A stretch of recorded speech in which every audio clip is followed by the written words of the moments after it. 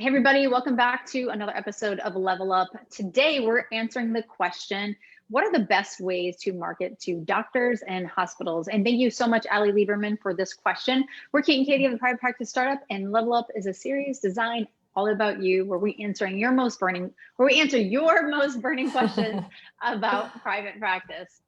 Yes, before we dive into the response for this particular question, we want to say thank you so much to TherapyNotes for being a great support of Startup Nation and for sponsoring this series. If you're in need of an EHR plus telehealth platform, you can check them out for your first 2 months for free. Just use code PPS as in Private Practice Startup and go to therapynotes.com. All right, where should we start, Katie? I want to start with the word marketing. I want to start there. So when I think about this question, because building referral relationships is always a long-term strategy. So I'd like you to replace the word market to how do I provide service and value? First, you're always looking in your network and you're looking at who also holds your ideal clients. And you want to ask your question, like, what is their pain point? What is their problem? Not your ideal client, but those you're marketing to, the ones that you're going to provide service to. And how can you serve them? And you can simply ask them. So that is always a great way and a great place to come from. And also too, I would definitely recommend, because life does happen, but when you spend time working on your business and actually sketching out your marketing strategy, that's really helpful. So I would invite you to look at this strategy overall and kind of sketch out a follow-up plan, because one touch with one person one time isn't going to result in the results that you're actually looking for. What is your follow-up? How often are you going to follow up? How are you going to follow up? Is it a letter? Is it an email? Is it a coffee? Is it a little gift? Is it a something? And actually, if you kind of write that out over at least the next 90 days and put it into your calendar, that's going to help really well.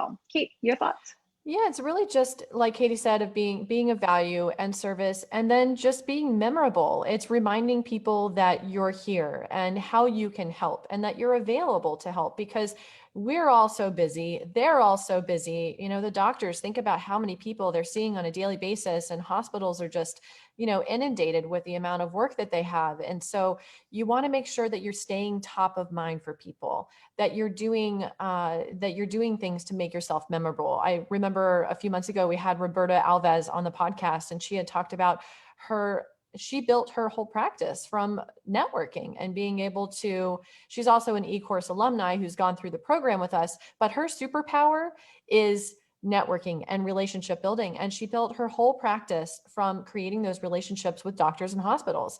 And so that would be a great episode for you to listen to for some additional inspiration. So it's really thinking about your natural talents and strengths and being able to connect with people in a way that activates those strengths. So you feel like you're really connecting with people in a meaningful way and creating a mutually beneficial referral relationship. And like Katie was saying, it's a long-term game. Some of these relationships can take longer, depending on whether it's a cold contact or someone who's already warm and knows you. Someone who's cold might not have any idea who you are, and you're actually going in from scratch and building that relationship with them. Someone who's warm might be someone who you could go through the back door with, right? If it's a psychiatrist or a hospital that recently discharged a client that you're working with, and you want to be able to create a relationship with them, you would have your client sign a release of information, and you would naturally and organically collaborate with them.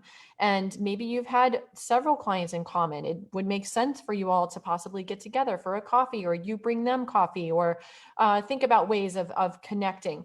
If it's so you just want to kind of think about those different types of relationships and how you'll nurture them, and keeping it all organized so that when you do have those points of contact, those touch points, and what your follow-up strategy is. Like Katie was saying, that's super, super helpful. And then at the end of the year, it's also helpful to track and measure. Go back and look at who are your top 20% of referrals, who gives you the most referrals, right? And being able to give them some extra love, to be able to acknowledge them and make them feel special and make them feel like you value them and your relationship with them. So it's good to track and measure and really see what's working, and to give those top referral relationships the extra love. Katie, anything else you want to add?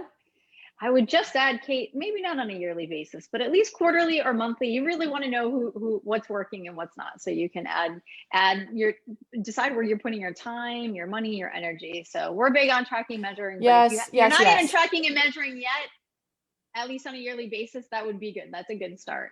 But yeah, so know that this is a long-term game. And, you know, one of the things as Kate was talking, I had this idea, like Kate had mentioned, like, what if you have several people in common from the hospital that they're referring to you? One thing you might ask that person, like, what's the most difficult part of the process about discharge? Like, where do you find the most difficulty? And they'll say whatever they say. And can you create something of value where maybe you make this resource list or step-by-step process, or what a client can expect when they get discharged, or how soon they should see their therapist and schedule a psychiatrist? Maybe you work in a psychiatrist's office. Maybe you make a commitment to that hospital that if this is a client you're referring, we will get them in within 2 days.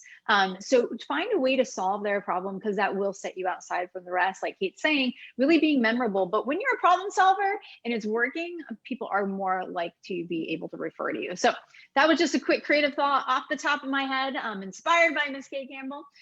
So guys, we hope that you're enjoying this series, and we would like to gift you our free playbook. It is Building Your Dream Private Practice. It's the decades worth of experience compiled into one playbook for you, because we know therapists have the most difficulty with marketing their practice and building a solid business foundation. So click the link in the resources section and that is yours. Yes, yours to enjoy. And we love being able to answer your question in these video series. So on Tuesdays, look for the Ask Us post. It comes out every single Tuesday in our Facebook group, and that's where you can pop your questions in, and we will look forward to answering them on our video series. So we hope you stay inspired, and we're here cheering you on every step along the way, and we'll see you next week. All right. Take care, everybody. You got this.